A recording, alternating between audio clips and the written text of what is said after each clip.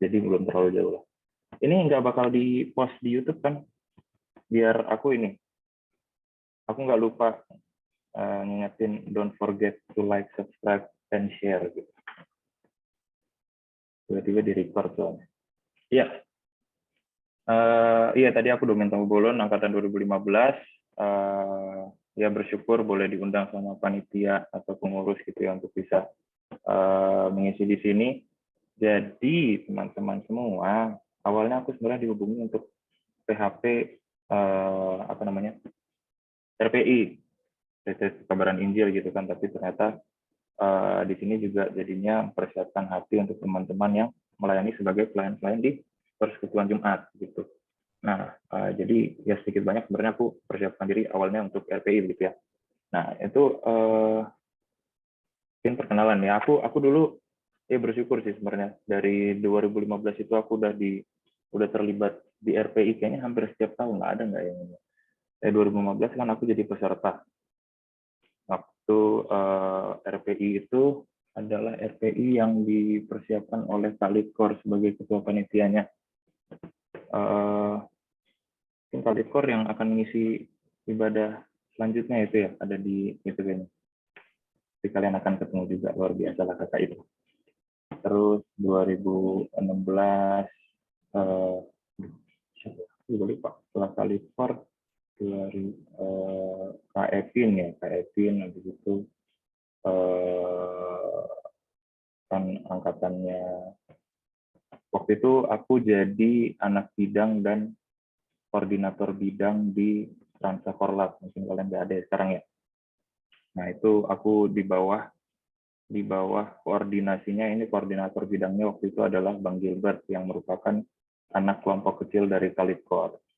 Luar biasa ya. Jadi ada silsilah, bisa merterumbu nanti kita kalau misalnya udah kelompok kecil di POFH ini. Sampai saat inilah gitu ya, jadinya bersyukur juga bisa diundang lagi untuk terlibat di RPI ini, masuk juga untuk PHP PJ begitu ya.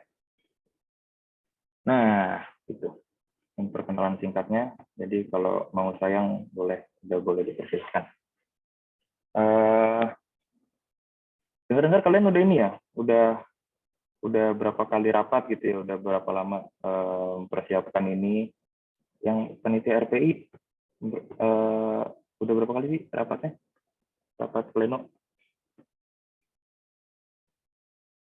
Ada yang bisa jawab? Apa aku dari tadi ngomong sendiri nggak ada kedengeran suara? 4 ya Bang, kalau nggak salah.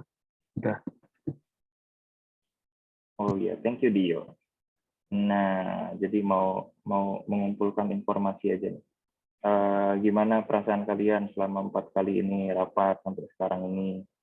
Kayak kalau dirangkum dalam satu kata gitu, boleh deh dimasukin tuh di dalam kolom chat.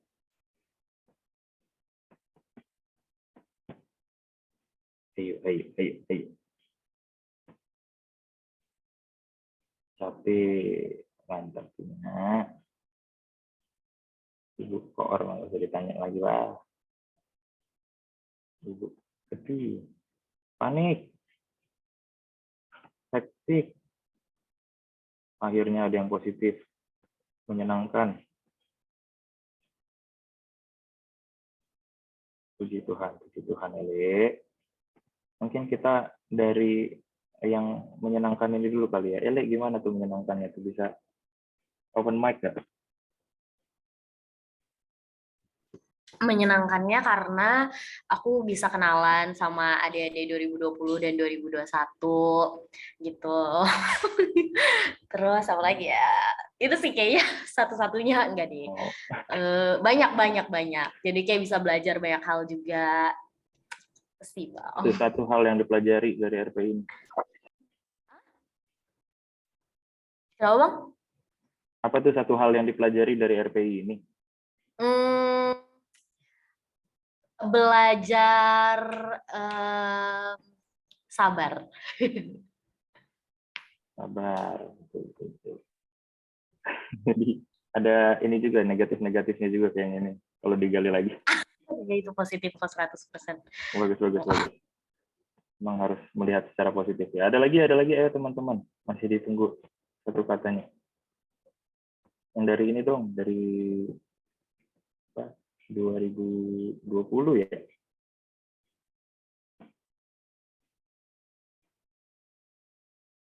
Ada. Atau perlu aklamasi ditunjuk oleh ketua panitia? Mohon Ibu ketua panitia bisa ditunjuk. Jangan aku lah yang nunjuk.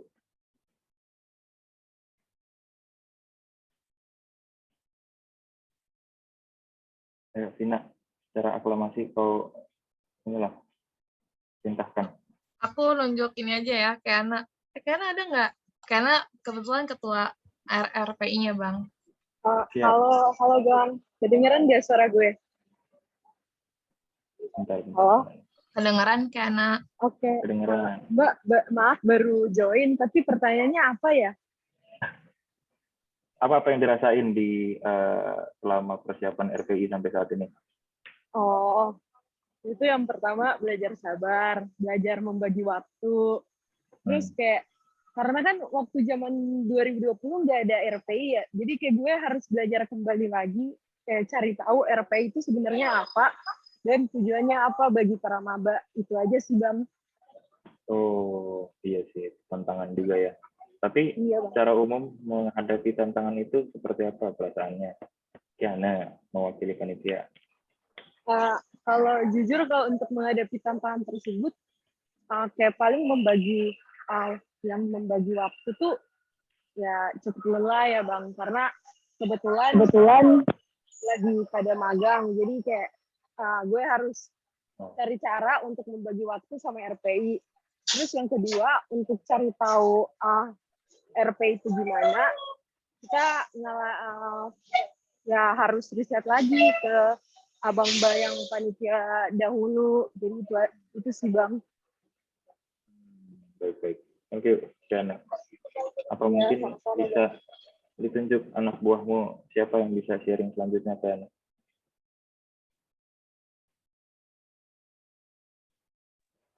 Filia ada nggak ya? Filia, koordinator acara. Iya, Yang halo. ini dong. Boleh deh video dulu, gimana Phil? Oh iya. Sama tadi aku bilangnya bingung Bang kalau satu kata buat RPI. Sama kayak kata Keana. Karena kita angkatan 2020 nggak pernah ngerasain RPI, jadi bingung. Tapi habis itu harus belajar. Paling itu sih Bang. Iya. Benar sih, itu tantangan tersendiri lah buat kalian ya. Ada lagi mungkin yang ini angkatan berapa sih? 2019 Kiana apa Filia 2019 ya? 2019, 2021 ya? Atau 2020?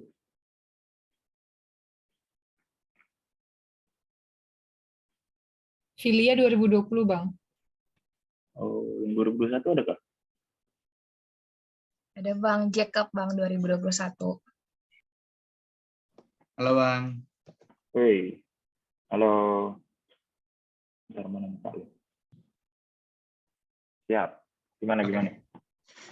Kalau gue sih jujur karena sebenarnya kayak lebih ke banyak belajar sih Bang. Gak bisa satu kata sih gue. Cuma banyak belajar aja. Soalnya kan gak pernah nyari vendor, gak pernah nyari invite orang ke grup. Jadi kayak di RP ini lebih banyak belajar untuk ngurusin diri sama ngurusin tanggung jawab gitu Bang. Itu sih. Ya. Oh, nyari vendor ya. Emang apa? Jacob, apa ini bagiannya? Di divisi humas Bang. Humas dan peserta. Jadi harus nyari merch. Oh, oke. Siap. Ya sebenarnya apa pergumulan melayani kira-kira sebenarnya sama kan, walaupun ada konteks-konteks khusus ketika kita melayani misalnya dalam sebuah retreat atau ketika misalnya ibadah Natal Paskah atau ibadah persekutuan Jumat pun demikian begitu. Jadi aku harap juga sebenarnya bisa apa ya menjadi cara Tuhan untuk mempersiapkan hati kita masing-masing ketika dipanggil untuk melayani dalam konteks masing-masing begitu. Baik teman-teman, mungkin sebelum kita mulai, orang dimulai ya. Baiklah, kita akan membaca perikop gitu teman-teman yang mungkin akan kita renungkan. Nggak mungkin sih yang akan kita renungkan gitu ya. Dari 1 Korintus 15. Ini akan aku bacakan teman-teman, tapi mohon teman-teman juga bisa buka dan sambil baca sendiri masing-masing begitu di tempat masing-masing ya.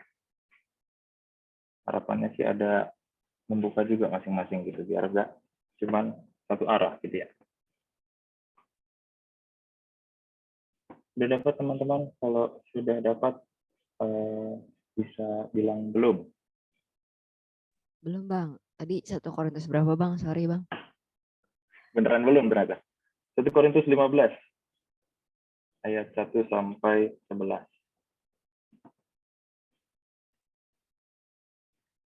Oke.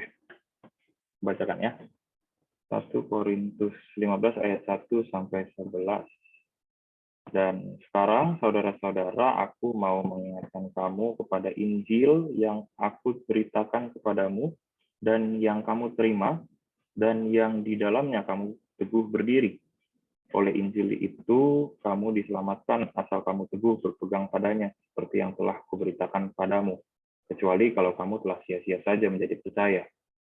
Sebab yang sangat penting telah kusampaikan padamu, yaitu apa yang telah kuterima sendiri, ialah bahwa Kristus telah mati karena dosa-dosa kita sesuai dengan kitab suci, bahwa ia telah dikuburkan dan bahwa ia telah dibangkitkan pada hari yang ketiga sesuai dengan kitab suci.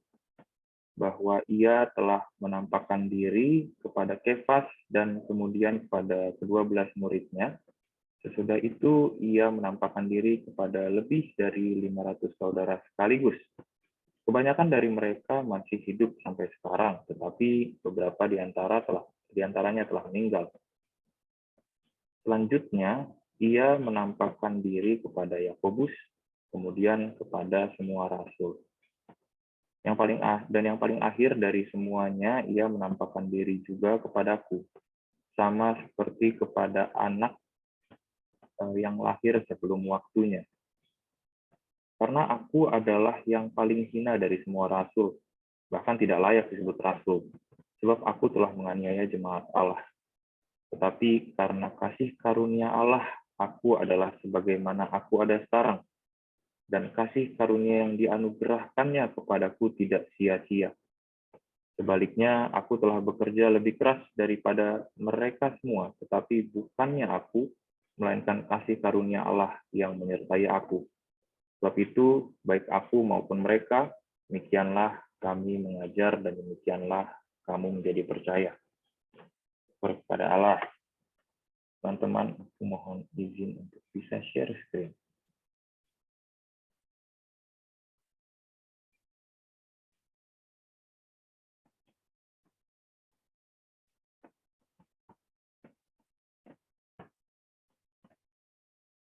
Iya, udah terlihat ya. Nah, ini teman-teman, ini adalah gambaran Paulus ya. Harusnya nggak buka dulu ya. Tapi gimana menurut kalian? Kalau misalnya kalian melihat gambar-gambar ini, sesuai nggak sih sama gambaran kalian tentang Paulus gitu? Jujur waktu itu aku pernah kelompok kecil gitu ya, mempelajari kitab Paulus juga waktu itu, lupa lah ya, tapi banyak sih kitab Paulus. Tapi ya kita kemudian merenungkan gitu, gimana sebenarnya secara fisik Paulus itu gitu kan. Dari banyak cerita yang kita bisa lihat gitu tentang Paulus, kayaknya dia gagah berani gitu ya. Tapi dari ternyata kalau kita lihat-lihat teman-teman, dari berbagai interpretasi kitab teks-teks apokrifa gitu ya, yaitu teks-teks yang tidak kanon gitu ya. Ternyata ya gambaran Paulus itu bukannya yang gagah berani yang besar yang luar biasa mengerikan begitu ya. Kita lihat di sini dia itu bahkan digambarkan kurus, kecil gitu, ada apa ya di teks apa aku juga lupa, kurus kecil botak dan bahkan kakinya gitu ya ada masalah apa ya gitu istilahnya. Nah ini apa ya cukup ini ya apa maksudnya bahkan membuat Paulus pun jadinya dipandang sebelah mata gitu sama orang-orang yang dilayani. Masuk juga kalau misalnya kita lihat di 2 Korintus gitu ya, ada yang mempertanyakan kredibilitas Paulus begitu kan. Tapi dari Paulus yang seperti ini teman-teman, dia dipakai Tuhan luar biasa untuk bisa apa ya, menjangkau umat-umat Tuhan sampai ke ujung bumi gitu ya, dalam tanda kutip gitu.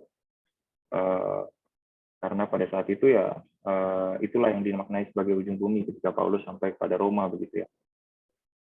Nah di sini termasuk juga pelayanan Paulus adalah sampai kepada jemaat di Korintus gitu. Kalau kita baca sebenarnya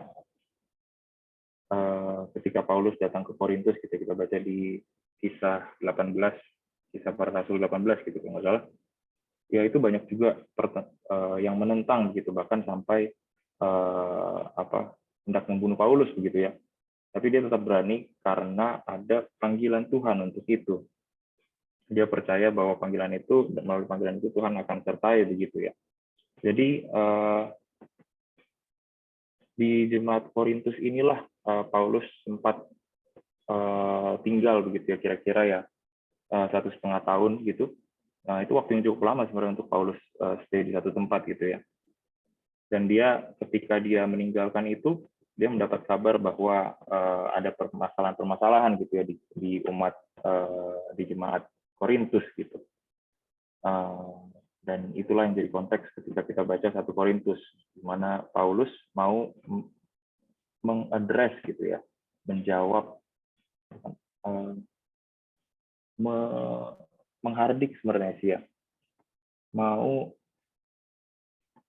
menyatakan kesalahan atas kepada orang-orang di Korintus gitu, dan menjawab pertanyaan-pertanyaan atau permasalahan-permasalahan tertentu yang ada di jemaat Korintus. Dan itulah yang kita baca tadi ya. Kalau misalnya kita baca di 1 Korintus 15, judulnya adalah Kebangkitan Kristus. Uniknya adalah kalau Paulus menjawab sesuatu di 1 Korintus ini adalah dia menyertakan sebagian dari pesan Injil yang kemudian menjawab pertanyaan-pertanyaan tersebut gitu. Misalnya aja, misalnya kita baca yang tadi di 1 Korintus 15 gitu ya, Kebangkitan Kristus. Kan kita baca tadi gimana Paulus kayak mereview gitu ya kalau kita baca. Dan sekarang saudara-saudara, aku mau mengingatkan kamu kepada Injil yang aku beritakan kepadamu dan yang kamu terima dan yang di dalamnya kamu teguh berdiri. Dia mau mengingatkan tentang Injil itu. Sementara sebenarnya dia mau menjawab pertanyaan mengenai kebangkitan, karena ada perselisihan di antara jemaat Korintus mengenai kebangkitan, apakah ada kebangkitan atau enggak.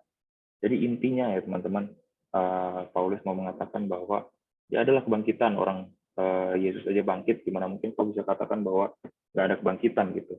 Dan memang kebangkitan ini yang merupakan bagian dari pesan Injil yang dia rangkum di sini, itu adalah apa ya,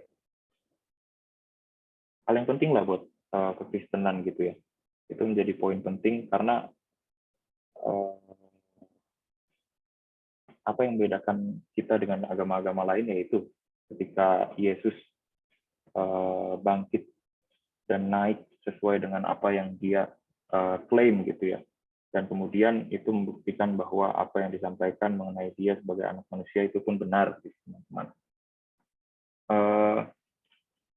Iya, jadi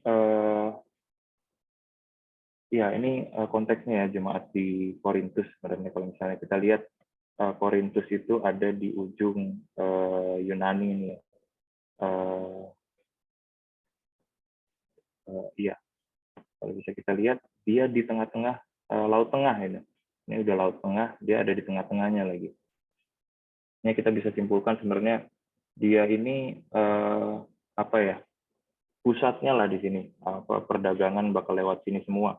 Kalau misalnya ada di Kisah Para Rasul, kisah ketika Paulus kembali ke Yerusalem dari Roma melalui Malta langsung ke Kreta, dia tuh muter, itu udah luar biasa banget itu, karena secara umum sebenarnya pasti orang akan datang ke daerah sini dulu gitu kan, daerah Akaya ini, dan Akaya ini memang menjadi tempat di mana Kaisaran Roma itu, maksudnya Korintus ini adalah pusat kota di provinsi Akaya yang dibentuk oleh Kaisaran Roma itu.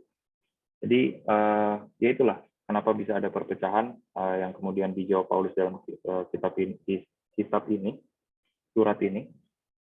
Ya, karena di tempat inilah kemudian ada pertemuan dari berbagai macam suku, etnis,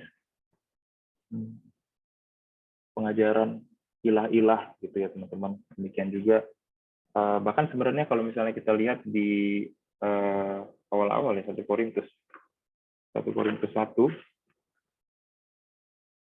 Paulus sendiri yang mengatakan bahwa jemaat Korintus ini nggak berkekurangan dalam semua karunia Tuhan. Gitu. Jemaat Korintus ini dalam pengetahuan itu sangat sangat terpelajar begitu ya. Tapi kemudian itu yang membuat mereka jadi sombong, dan ya ini yang mau dijawab sama Paulus dengan pertama-tama menyatakan mengenai Injil, teman-teman. Nah, kenapa ini bisa relevan gitu ya?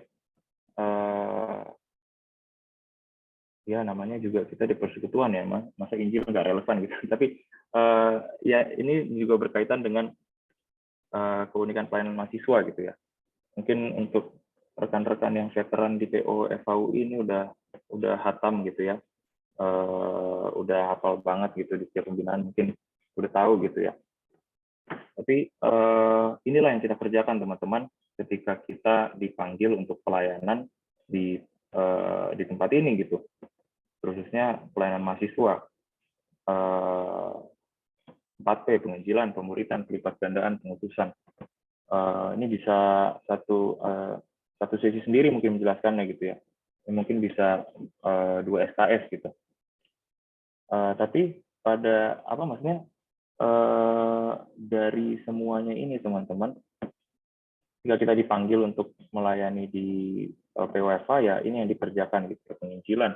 Jika kita mengabarkan Injil, mungkin aku ceritakan dalam konteks program ya, dalam konteks kegiatan, misalnya RPI gitu ya. RPI adalah program yang kemudian dipakai untuk menginjili, untuk mengabarkan Injil. Namanya juga retret pekabaran Injil ya. Terus pemuritan, gimana kita bisa membina orang untuk bisa menjadi murid gitu. Pelipat gandaan ketika murid kemudian bisa memuridkan. Dan pengutusan ketika murid itu diutus untuk suatu hal tertentu gitu ya. Nah tapi balik lagi sebenarnya aku cuma mau katakan bahwa Injil itu bukan cuma ada di penginjilan gitu teman-teman.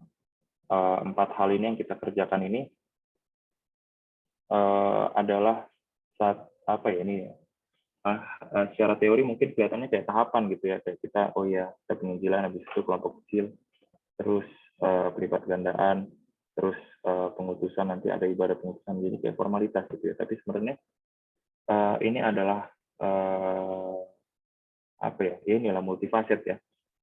Secara realitas ini multifaset, jadi artinya semuanya ini sebenarnya berjalan secara bersamaan gitu. Jika kita melayani, kita memuridkan, kita pun perlu diinjili. Jika kita mau memuridkan, kita pun pasti mengutus murid itu untuk tugas tertentu gitu kan. Dan ini bukan bersifat temporal, kayak udah selesai nih penginjilan, berarti oke udah selesai, kita tinggalkan. Ini akan tetap menjadi hal yang kita kerjakan gitu dalam pelayanan ini. Kemudian yang menjadi intinya adalah sama seperti Paulus, menekankan mengenai Injil dalam setiap pesan yang dia sampaikan. Demikian juga dalam 4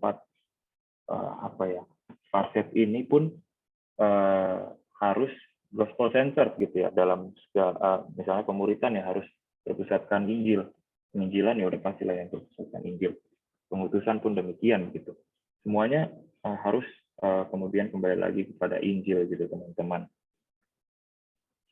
Nah, tapi yang kita baca di sini adalah di mana Paulus kemudian menjelaskan mengenai pesan Injil itu kembali kepada jemaat di Korintus. Kita baca di sini, dan sekarang saudara-saudara, aku mau mengingatkan kamu pada Injil yang aku beritakan kepadamu dan yang kamu terima, dan yang di dalamnya kamu teguh berdiri. Ya, di sini sebenarnya aku bold di sini ada tiga hal, karena ya inilah sebenarnya apa maksudnya ketika kita menerima Injil, apa maksudnya? Injil itu bukan cuma diberitakan, tapi Injil itu juga harus terima, dan ketika kita udah terima kita harus teguh berdiri di dalamnya. Ketika aku baca ini sebenarnya aku ingat kayak ya sekarang kan kita di zaman online ini sering pesan-pesan barang gitu ya. Ketika kita dikirimkan barang, kemudian kita terima gitu, kemudian barang itu jadi possession kita gitu ya. Nah, ini sebenarnya yang menarik bahwa nggak berhenti dari barang itu, maksudnya penerimaan akan barang itu menjadi penting. Misalnya dalam hukum perikatan gitu ya, ketika memilih di mana satu kompetensi relatif ketika untuk suatu perikatan ketika ada sengketa gitu ya, transaksi terjadi di suatu tempat yang jauh gitu misalnya, ya akan digunakan teori apakah itu ketika barang itu dikirimkan atau ketika barang itu diterima. Barang itu diterima itu menjadi penting gitu teman-teman. Itu adalah saat di mana barang itu menjadi berpindah kekuasaan gitu ya. Dan demikian juga dengan Injil begitu. Kalau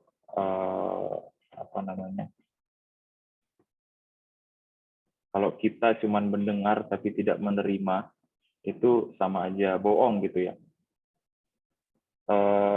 Mungkin ini di sini juga aku mau mengajak kita sendiri, ketika kita kayak tadi ya dipanggil untuk pelayanan, apakah kita udah benar-benar menerima Injil itu gitu. Mari kita renungkan apakah kita benar-benar ngerti Injil itu apa gitu ya. Apakah kita cuma mendengar, apakah kita udah nerima, apakah kita bahkan sudah teguh berdiri di dalamnya. Teguh berdiri di dalamnya ini kalau misalnya kita lihat dalam bahasa Yunaninya gitu ya,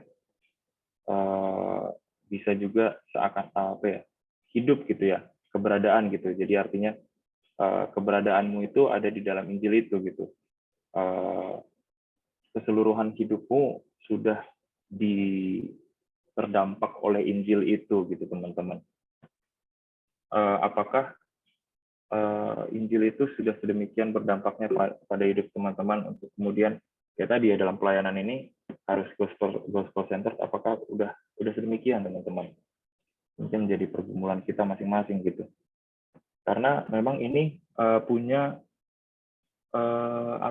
Injil itu punya yang mendasar gitu ya dari semua pelayanan kita. Karena oleh Injil itu kamu diselamatkan, asal kamu teguh berpegang padanya seperti yang telah diberitakan padamu, kecuali kamu telah sia-sia saja menjadi percaya. Ya teman-teman, melalui Injil inilah kita diselamatkan teman-teman. Mungkin kita abstrak banget ya diselamatkan. Ya kita adalah orang yang berdosa, mungkin kita udah nggak perlu lagi disampaikan itu, kita udah tahu lah. Dan kemudian kita mati dalam dosa, kita bisa diselamatkan hanya oleh berita Injil itu. Itu yang akan kemudian nanti Paulus jabarkan juga apa itu. Iya, di sini kalau kita baca di Roma 1 ayat 16, sebab aku mempunyai keyakinan yang kokoh dalam Injil, karena Injil adalah kekuatan Allah yang menyelamatkan setiap orang. Di sini teman-teman, gimana kita sebagai orang yang sudah menerima Injil itu, artinya kita sudah take possession of kekuatan Allah itu sendiri gitu teman-teman. Betapa itu big deal-nya gitu ya. Dan memang untuk untuk menerima ini pun harus ada yang beritakan. Apakah kita ingat siapa yang memberitakan itu kepada kita gitu. Juga bisa kita renungkan kapan kita pertama kali menerima dan mengerti, meyakini Injil itu. Karena ini ya dibilang di Roma 10 ayat 14, bagaimana mereka dapat percaya jika tidak mendengar, bagaimana mereka bisa mendengar jika tidak ada yang beritakan.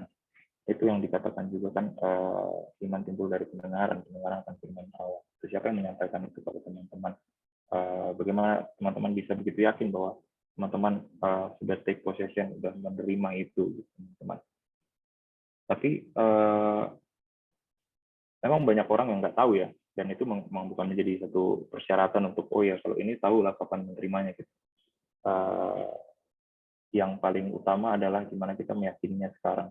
Meyakini apa? Inilah yang Paulus sampaikan sebenarnya dari pesan Injil yang ada di 1 Korintus 15, dia rangkum dalam satu kalimat ini gitu, bahwa Kristus telah mati karena dosa-dosa kita sesuai dengan kitab suci, ia dikuburkan, ia dibangkitkan pada hari yang ketiga, dibangkitkan pada hari yang ketiga sesuai dengan kitab suci. Jadi sebenarnya kalau misalnya kita mau bicara apa sih Injil itu, ya hal-hal ini gitu teman-teman.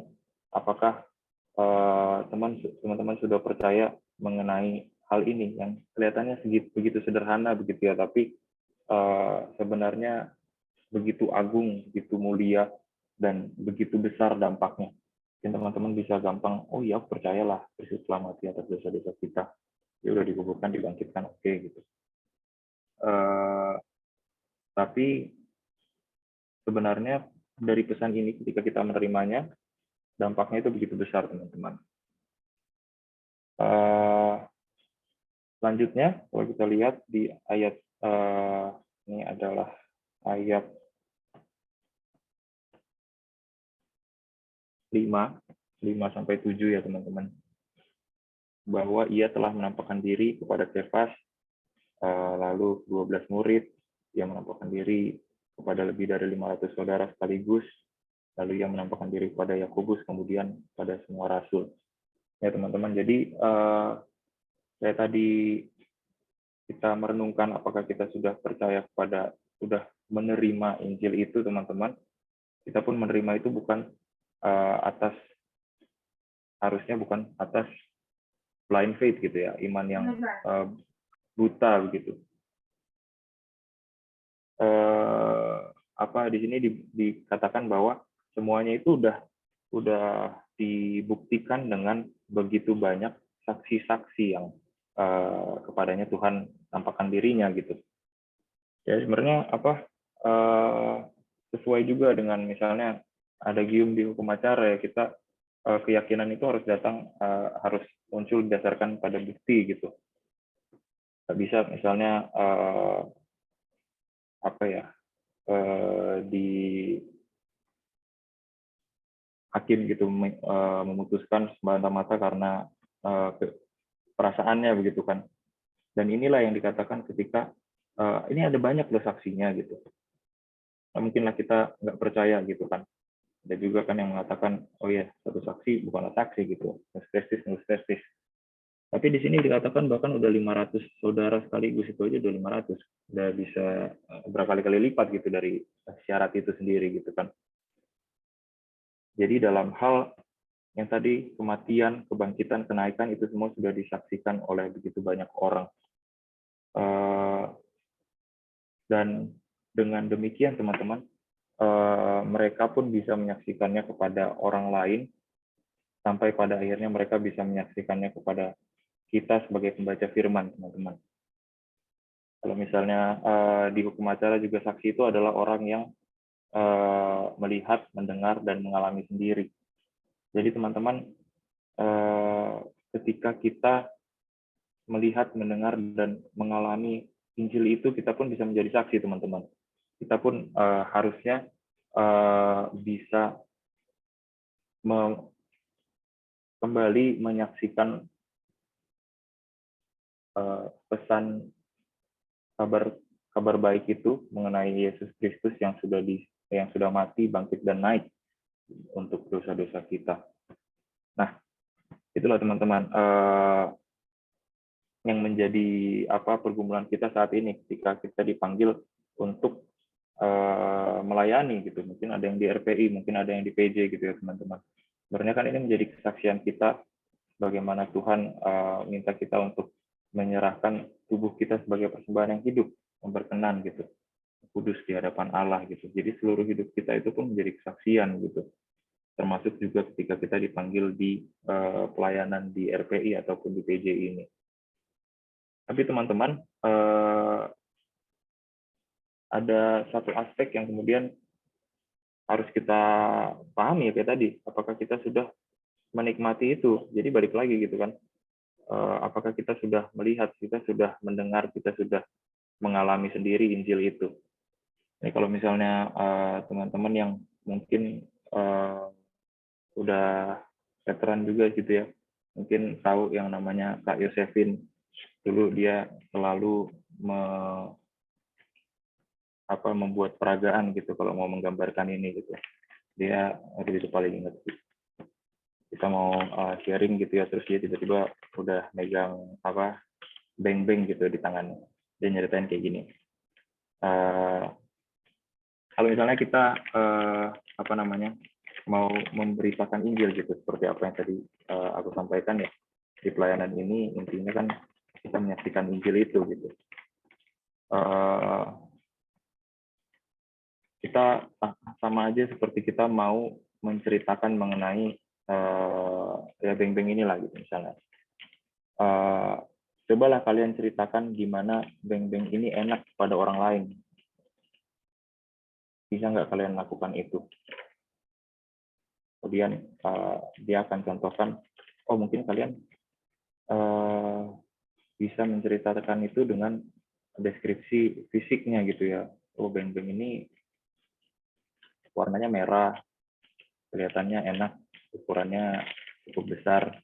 So, kalian bisa deskripsikan dengan komposisinya gitu ya. Komposisinya ada glukosa, lemak nabati, mengandung antioksidan BHA gitu ya teman-teman. Gula, tepung, terigu, dan lain sebagainya. Tapi teman-teman ketika akan lebih efektif gitu ya teman-teman ketika menceritakan itu ketika kita sendiri sudah take hold of it gitu ya, kita sudah menerima beng-beng ini, terus kita buka beng-beng ini, lalu kemudian kita rasakan gitu teman, kita makan gitu ya.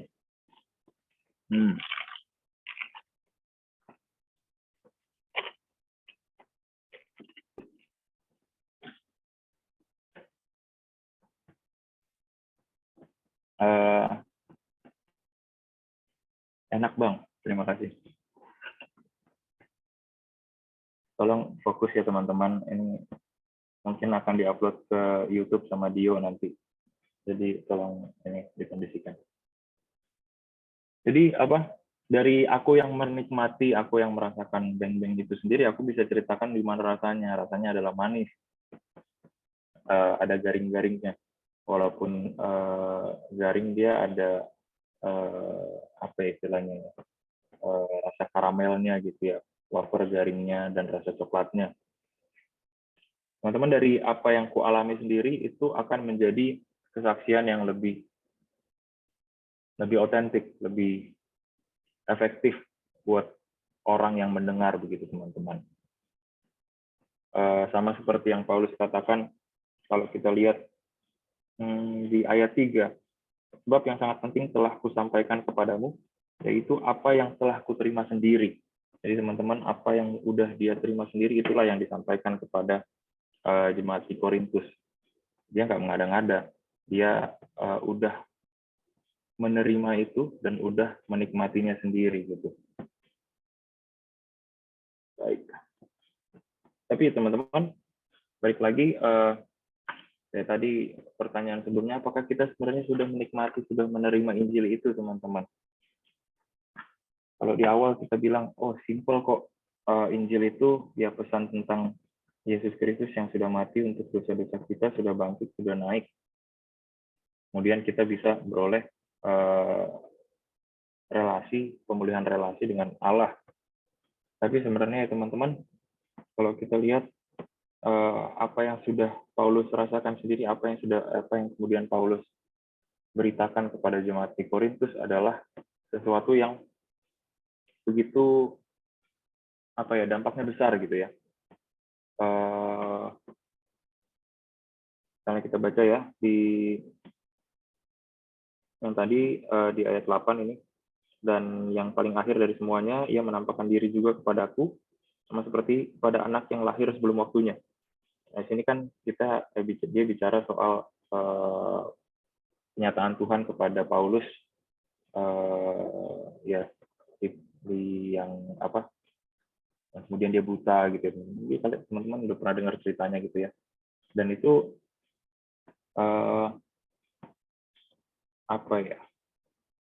pengalaman yang begitu berat lah ya buat Paulus gitu. Itu adalah konversi yang begitu 180 derajat banget gitu. Dia tuh kalau kita baca di selanjutnya, karena aku adalah yang paling hina dari semua rasul, bahkan tidak layak disebut rasul, sebab aku telah menganiaya jemaat. Nah, teman-teman, mungkin teman-teman ada yang apatis terhadap Injil atau tidak sedemikian menikmatinya begitu teman-teman. Tapi Paulus ini bukan cuma itu loh, dia secara aktif menyerang orang yang pro terhadap Yesus gitu. Karena waktu itu sebenarnya ini adalah gerakan politik gitu ya. Dia bahkan secara aktif gitu. Misalnya di hukum pidana ada delik komisi dan komisi, dia bukan cuma mendiamkan gitu, bukan melakukan delik dengan tidak melakukan sesuatu gitu ya.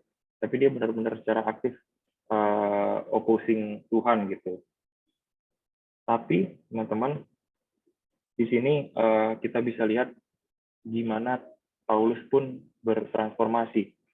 Teman-teman, aku nggak tahu apa yang jadi pergumulan teman-teman sekarang ini ya teman-teman. Ketika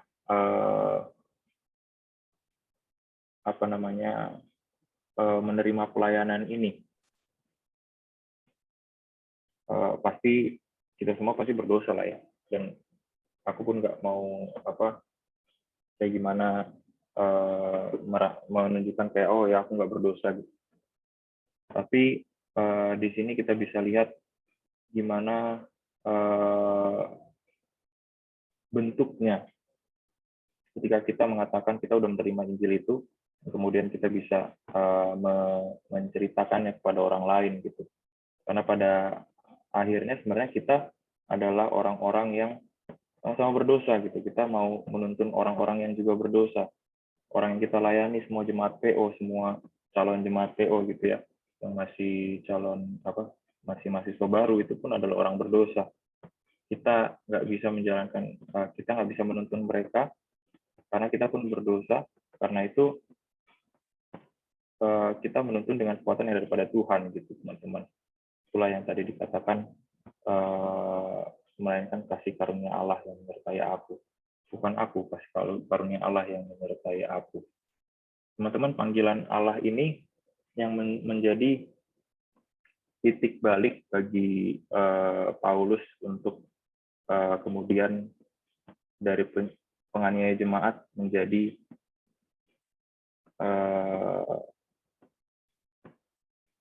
kabar Injil gitu ya. Dia yang menyampaikan Injil bahkan kepada orang yang bukan Yahudi gitu. Panggilan itulah yang kemudian menjadi real dan membuat dia tergerak gitu. Itu menjadi satu yang dasar dia melakukan semuanya itu gitu ya. Nah, gimana dengan teman-teman? Sebenarnya itu yang jadi pertanyaan juga bagi aku, bagi kita semua gitu ya. Aku percaya sebenarnya kita semua ketika menjawab, meresponi panggilan ketika dihubungi gitu ya. Enggak, ini jadi pelayan di ini. ada bibir yang bisa menjawab iya, itu pun aku percaya Tuhan yang gerakkan gitu. Dan ya sekarang kalian sudah di posisi ini, aku juga bersyukur kalau misalnya udah ada persiapan sampai sekarang ini, udah berapa kali rapat, dan ya tentunya juga ada persiapan untuk PJ ke depannya gitu ya teman-teman. Tapi kiranya kita pun boleh punya sikap hati yang sama seperti Paulus gitu ya. Dia meresponi panggilan ini dengan kemudian bekerja lebih keras daripada mereka semua itu. Kenapa teman-teman? Karena dia tidak mau menyia-nyiakan kasih karunia yang dianugerahkan kepada dia. Teman-teman, percayalah, menjadi orang yang udah pernah melayani di persekutuan ini berdasarkan pengalaman pribadi aja, itu beda sih. Apalagi kalau misalnya kalian sudah lulus nanti ya, masuk ke kehidupan yang tanda kutip nyata gitu ya. Seakan-akan yang sekarang nggak nyata ya, luar biasa. Tapi ya gitulah maksudnya ya. Akan terasa bedanya gitulah. Kalian adalah orang yang aku nggak tahu gimana perjalanan kalian, tapi sekarang ini at this point of time kalian itu adalah orang yang dikasih kesempatan untuk bisa melayani di KWFUI. Terlebih dari itu, kalian adalah orang-orang yang diberi kesempatan untuk bisa mengenal Allah di masa muda kalian. Banyak orang kayak gitu, banyak orang yang menjelang masa tuanya tiba-tiba dia menemukan kebenaran itu. Tapi kalian nggak kayak gitu teman-teman. Kalian punya banyak waktu untuk bisa diproses Tuhan, dan dalam proses itu pun sama seperti Paulus bisa digunakan untuk pekerjaan Tuhan. Jadi aku cuma mau katakan jangan sia-siakanlah itu. Sekarang ini udah 4 kali tadi rapat pleno. Sementara kegiatan RPI akan dilangsungkan bulan depan gitu ya, Dio. Berapa kali lagi sih kalian akan rapat gitu? Berapa kali lagi kalian akan melakukan ini semua gitu? Di waktu-waktu yang sempit ini teman-teman, marilah kita bisa nggak menyia-nyiakan kasih karunia yang Tuhan berikan itu. Bukan cuma kasih karunia pelayanan, tapi kasih karunia keselamatan yang Tuhan berikan. Gimana kita melakukannya teman-teman?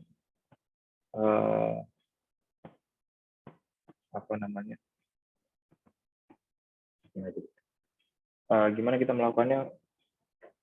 Mungkin kita selalu mikirnya kayak panggilan itu sesuatu yang besar gitu ya, yang luar biasa. Tapi sebenarnya kita mulai dari hal yang kecil gitu kan teman-teman.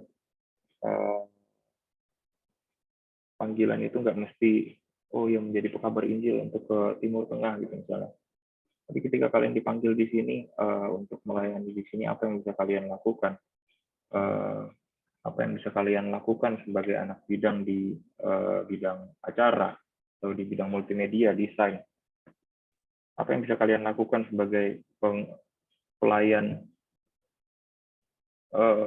Seringkali kan kayak dipandangnya remeh gitu ya. Oh iya, ini cuman slider gitu misalnya. Soalnya aku dengar-dengar udah mungkin offline ya tahun depan gitu. Semester depan. Slider apa sih perannya kayak gitu? Tapi nggak ada yang terlalu kecil kok teman-teman. Sekarang kalian dikasih kesempatan, kasih karunia gitu ya untuk bisa melayani dalam bagian itu. Apa yang bisa kalian lakukan? Itu kembali ke pergumulan kalian dengan tuntunan Tuhan gitu teman-teman. Baik. Mohon maaf, saya minum dulu sebentar.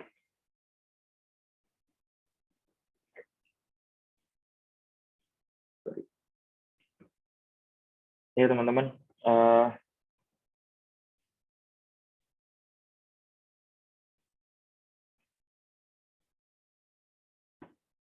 Paulus di sini mengatakan dirinya jauh lebih adalah yang paling hina dari semua rasul. Bahkan tidak layak disebut rasul, teman-teman. Aku mau katakan Paulus itu bukan mengatakan demikian karena dia kurang kompetensi gitu ya. Kita sendiri tahu dia pernah katakan di Filipi gitu, dia mengatakan semua, dia sampaikan semua kredensialnya gitu ya, apa yang bisa membuat dia berkompetensi gitu. Dia katakan secara lahiriah dia itu disunat hari ke-8, bangsa Israel, suku Benyamin, Ibrani asli dan lain sebagainya gitu, teman-teman. Jadi teman-teman, aku nggak tahu apakah kalian karena dosa, karena ada masalah tertentu, kemudian merasa nggak layak. Harusnya itulah yang menjadi penghalang kalian, yang kemudian seperti Paulus, akulah yang nggak layak gitu. Karena keberdosaan kita itu, gitu teman-teman. Paulus sendiri dengan sadar dia katakan dia nggak layak bahkan dipanggil sebagai rasul gitu. Tapi karena Injil itu sendiri yang mentransformasi dia, dia kemudian embrace itu, teman-teman. Dia kemudian ya embrace ya, dia sebagai rasul Allah yang ditugaskan untuk memberitakan Injil Allah. Misalnya kita lihat di Roma 1 ayat 1. Dari Paulus hamba Kristus Yesus yang dipanggil menjadi rasul dan dikuduskan untuk memberitakan Injil Allah. Sekarang teman-teman, aku juga mau mengajak teman-teman untuk merenungkan kembali di waktu-waktu yang singkat ini, apakah yang merintangi teman-teman? Kalau kita baca di Ibrani, tanggalkanlah semua dosa yang merintangi kita gitu. Dosa apa yang kemudian menjadi membuat kita merasa kita nggak layak untuk melayani. Kiranya kita bisa menjadikan kesempatan ini ketika kita ada dalam satu konteks persekutuan pelayanan bersama, itu bisa membuat kita pun menjadi dikuduskan gitu ya teman-teman. Dan kemudian untuk menutup teman-teman, kita akan membaca ayat 11. Aku bisa minta tolong salah satu bacain tadi. Siapa yang masih yang bersedia?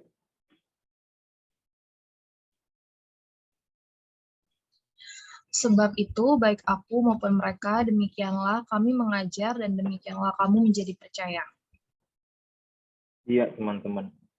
Jadi apa yang aku nikmati dari ayat ini sebenarnya adalah gimana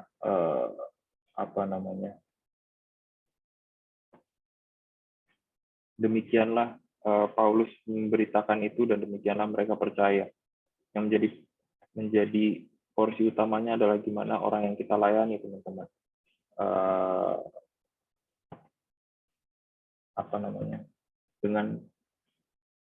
Dengan kita melihat Paulus yang mengatakan ini, teman-teman, mungkin konteksnya gini ya, di sini kan ada banyak perselisihan gimana di Korintus itu orang-orang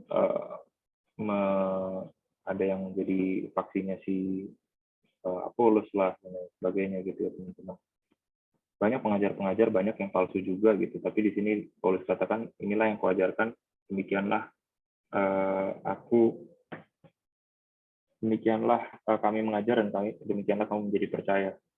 Jadi siapapun yang mengajar dimanapun, asal itu adalah simple gospel yang tadi kita udah pelajari itu, dan itu mentransformasi, demikianlah mereka menjadi percaya. Itulah yang menjadi penting, teman-teman. Kiranya ini yang jadi fokus kita ya teman-teman, orang yang kita layani gitu. Apakah mata kita tertuju kepada mereka, sama seperti Yesus ketika melihat orang banyak itu, kemudian tergeraklah hatinya oleh belas kasihan. Karena pada akhirnya sebenarnya apa yang menjadi buah pelayanan kita itulah yang akan kita bawa nanti di ujung hidup kita gitu. Kita nggak bisa bawa yang lain gitu, tapi kita bisa katakan bahwa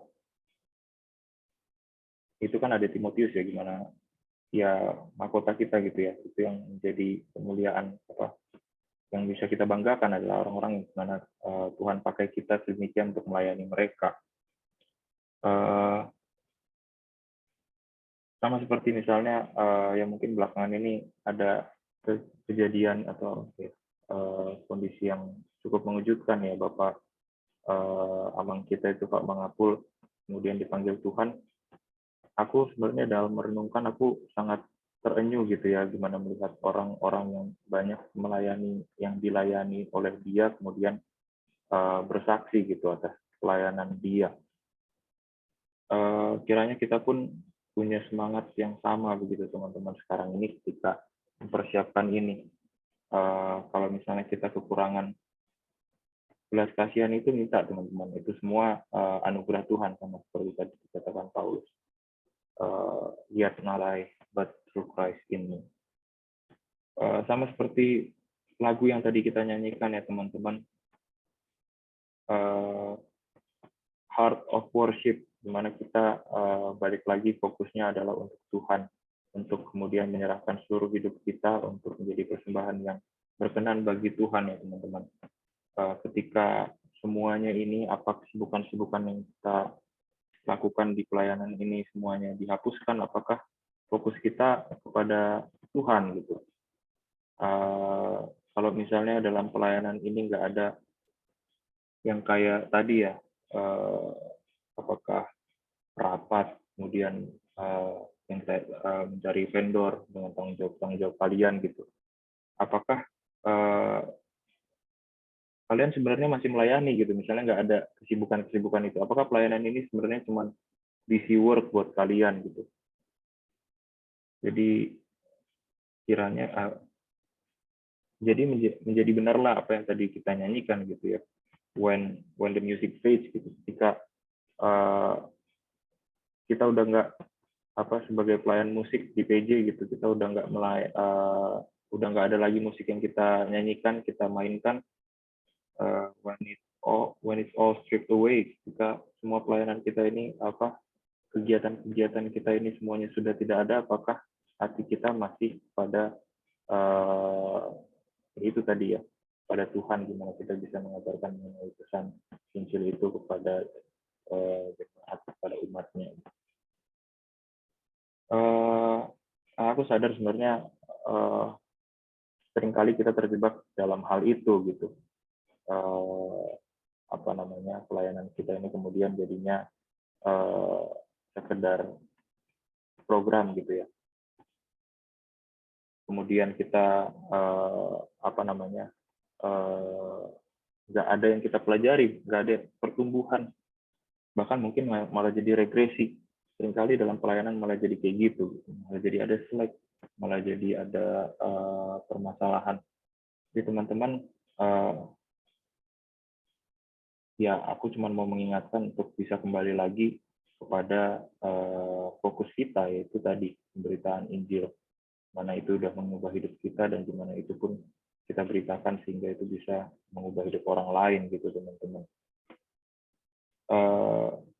Kalian mau fokus ke apapun gitu ya, selain itu pasti akhirnya akan terjebak di hal yang sama kayak tadi ya. Kalian udah menerima pelayanan, ya udah lakuin aja lah, kita lakuin. Kalian mungkin ada kegiatan-kegiatan yang lain yang mungkin jadinya seakan-akan pelayanan ini yang mengganggu kegiatan kalian yang lain itu gitu. Padahal aku mau percaya bahwa Tuhan sudah kalian ada di sini untuk kemudian menerima pelayanan ini, itu pun adalah panggilan dari Tuhan. Jadi teman-teman, demikian yang bisa aku sampaikan. Terima kasih sudah mau mendengar, dan kita bisa tutup dengan doa.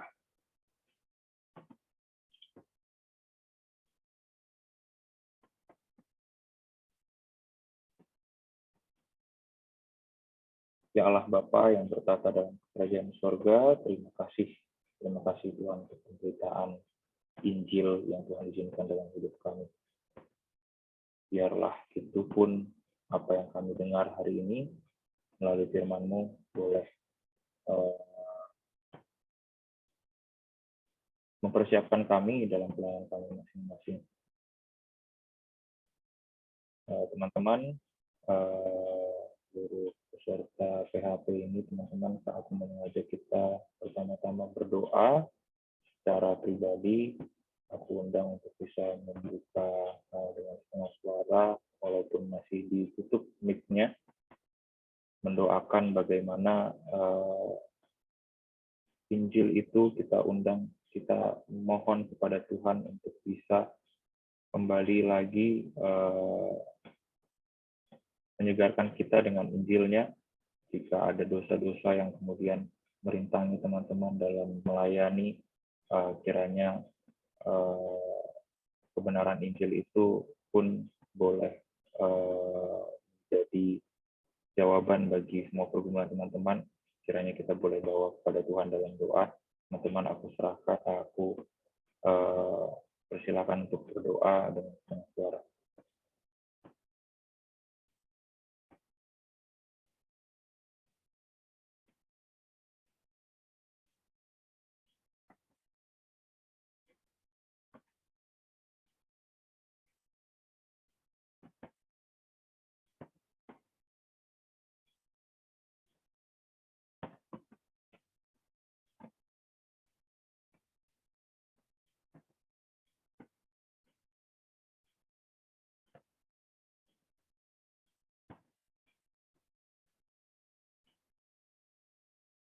Tuhan, pemilik hidup kami, sungguh bersyukur untuk kesempatan saat ini. Tuhan boleh persiapkan hati kami.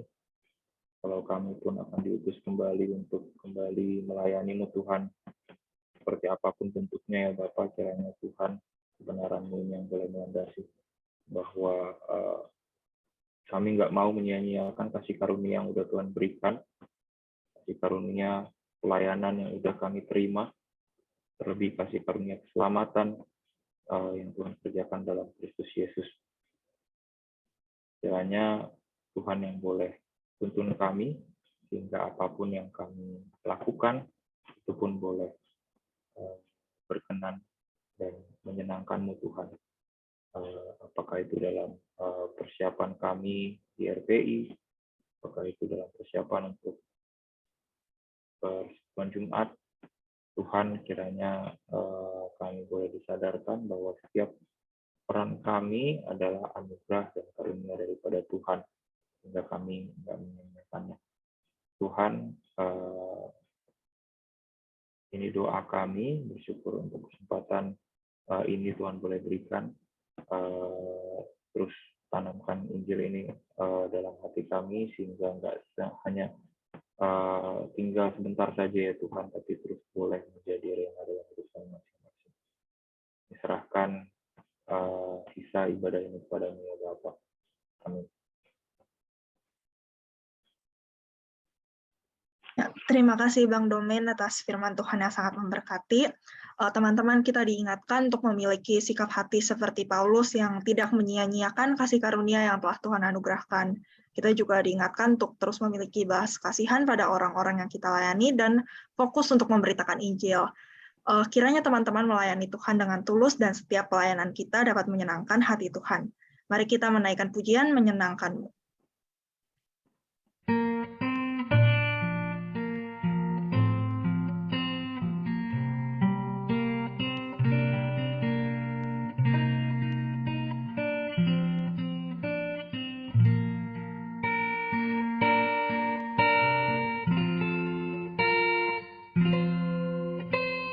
Tuhan, ku menyenangkan-Mu.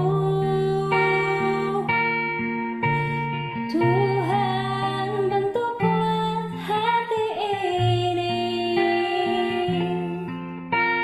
jadi bejana untuk hamba-Mu. Cemerlang bagai emas murni.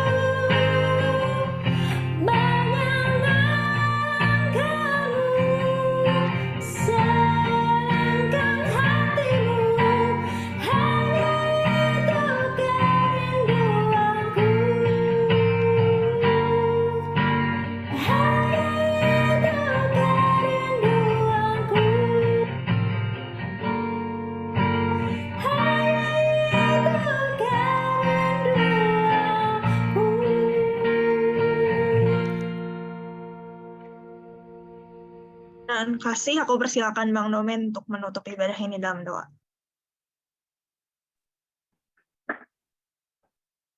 Kita dalam doa. Kembali kami datang kepadamu ya Tuhan dalam syukur kami untuk ibadah ini yang sudah Tuhan sertai dari awal sampai akhirnya sekarang ini. Kami sadar Tuhan bahwa pelayanan kami tidak berhenti sampai sini, justru baru dimulai setelah ibadah ini nanti selesai ya Tuhan. Kiranya apa yang Tuhan sudah sampaikan, apa yang sudah kami nikmati, itu semua boleh terus menuntun kami dalam kami menjalani pelayanan kami. Setiap pergumulan kami masing-masing, kekhawatiran, pergumulan dosa, dan lain sebagainya, Tuhan kiranya boleh selesaikan ya Bapa dalam nama Yesus Kristus. Sehingga ketika kami melayani Engkau Tuhan, kami hanya memiliki satu fokus, yaitu melayani-Mu ya Tuhan, bukan melayani hal-hal yang lain. Tuhan, ini doa kami serahkan dalam nama Tuhan Yesus Kristus, Tuhan dan Juru Selamat kami yang hidup. Amin. Terima kasih Bang Domen. Teman-teman, ibadah kita hari ini sudah selesai. Aku persilakan teman-teman untuk mengambil waktu sejenak bersaat teduh.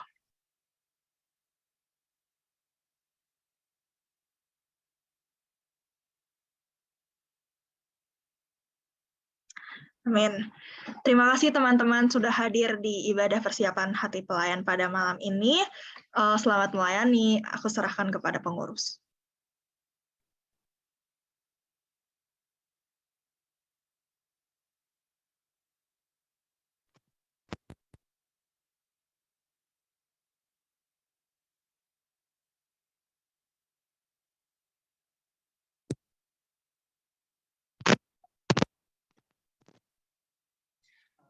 Sorry. Teman-teman, kedengeran kan? Kedengeran kah? Oke. Terima kasih untuk Bang Domen, untuk firman yang telah diberikan. Sangat memotivasi kita. Teman-teman yang dalam RPI, yang sedang dalam proses, dan juga yang untuk pelayan PJ dan yang mungkin semester nanti akan berlangsung, tetap semangat. Dan ini ada warta sedikit untuk pembawa firman kita kali ini, Bang Domen, dari 2015 ya Bang? Keren ya Bang? Mantap. Terus di sini juga ada MC-nya, ada Sharon, dan singkat ada Sarah, Florentina, pemusik ada Andreas Bungaran. Semuanya dari 2019.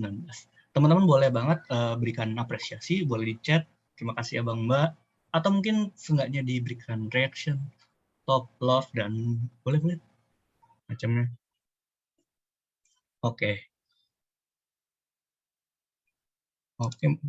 Oke, banyak banget love-nya tuh, mantap.